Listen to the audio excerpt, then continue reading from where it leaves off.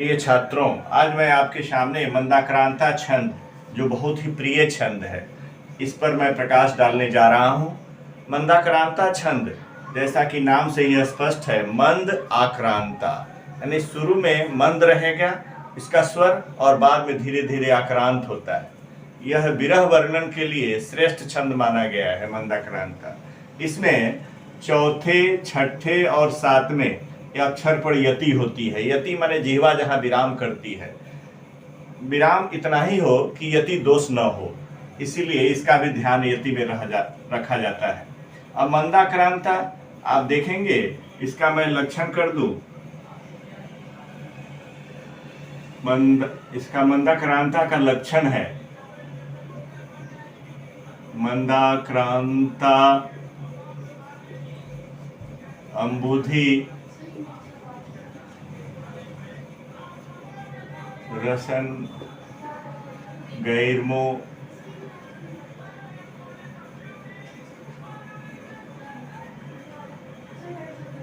भनौ तौ गयुग्मम, यह इसका लक्षण है। गयुग्मम इसका लक्षण किया गया है कि मंदाक्रांता छंद वह है जिसमें कहता है पहला क्या हो तो मगन हो, मगन पहला इसमें मगन रहेगा, उसके बाद भगन, मगन के बाद भगन, और भगन के बाद कहता है नगन, नगन के बाद तौ, दो तगन रहेंगे, और तगन के बाद ग युग्मम, ग गुरु, युग्मम माने जोड़ा, यानी दो गुरु वर्ण। ऐसा अगर आपको दिखाई पड़े तो समझ जाइए कि यह मंदाक्रांता छंद है। मगन, भगन, नगन, दो तगन और दो गुरु वर्ण, ये मंदाक्रांता के लक्षण है। ऐसा माना जाता है मंदाक्रांता में, जिसको मेघदूत में महाकवि कालिदास ने पूरे मंदाक्रांता छंद में लिखा है, वह विरह वर्णन। और यहाँ पर मैं एक इसका पहले बता दूं, मगन क्या है तो मगन में इसमें रहेगा आपको मस्त्री गुरु, 3 गो गुरु वर्ण होंगे। भगन में भादि गुरु, आदि में गुरु होंगे, यानी बाद में 2 लघु होंगे। नगन में तीनों लघु होंगे, तीनों लघु वर्ण नगन में होते हैं, यह ध्यान रखने की चीज है, जो बता देते हैं एक बार। मगन में तीनों गुरु, भगन में आदि में गुरु 2 लघु, नगन में तीनों लघु, और तगन में अंत में लघु, यानी 2 शुरू में गुरु होंगे। और फिर उसी तरह ए भी ऐसा होगा, 2 लघु, 2 गुरु और 1 लघु, और यहाँ तो 2 गुरु देख ही रहे हैं, अंत में 2। ऐसा कंडीशन जब बैठता है तो समझ जाइए कि यह मंदाक्रांता छंद है। मैं इसके उदाहरण के रूप में भी आपको दे रहा हूं। अब मैं आपके सामने उदाहरण दे रहा हूं कैसे इसको घटाएंगे। मैं आज बृहस्पतिवार है, इसलिए विष्णु का ये श्लोक मैंने लिया है इसके उदाहरण के रूप में। शांताकारं भुजगशयनं पद्मनाभं सुरेशम, इसका ऐसे पाठ होगा मंदाक्रांता, मैं उसी स्वर में ले जा रहा हूं। मैं मंद और फिर आक्रांत, मंदाक्रांता, मंद आक्रांत, मंदाक्रांता। शांताकारं भुजगशयनं पद्मनाभं सुरेशं विश्वाधारं गगनसदृशं मेघवर्णं शुभांगं लक्ष्मीकान्तं कमलनयनं योगिभिर्ध्यानुगम्यं वन्दे विष्णुं भवभयहरं सर्वलोकैकनाथं। ऐसे इसका क्रम होगा, यानी तेज आप कर सकते हैं ऐसे। तो देखिए, इसको हमें लक्षण को घटा दूं। देखिए मगन है तो मगन में देखिए मस्त्री गुरु, ये गुरु है, स्पष्ट यहाँ पर भी दे रहे हैं, यहाँ भी एक गुरु है और यहाँ भी एक गुरु है। तो देखिए मगन हो गया शांता का।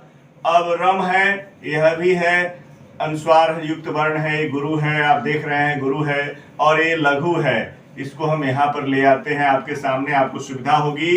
यहाँ पर देखिए ए है और ए है, तो ये तीनों मिलकर के ए भी बन गया भगन, भादि गुरु, भगन में आदि में गुरु और 2 लघु होता है, 2 लघु है, आप देख रहे हैं। उसके बाद नगन, नगन में यहाँ से देख लीजिए ग से, एक ग है, ग के पास एक लघु है, फिर स के पास एक लघु है और ये य के पास लघु है।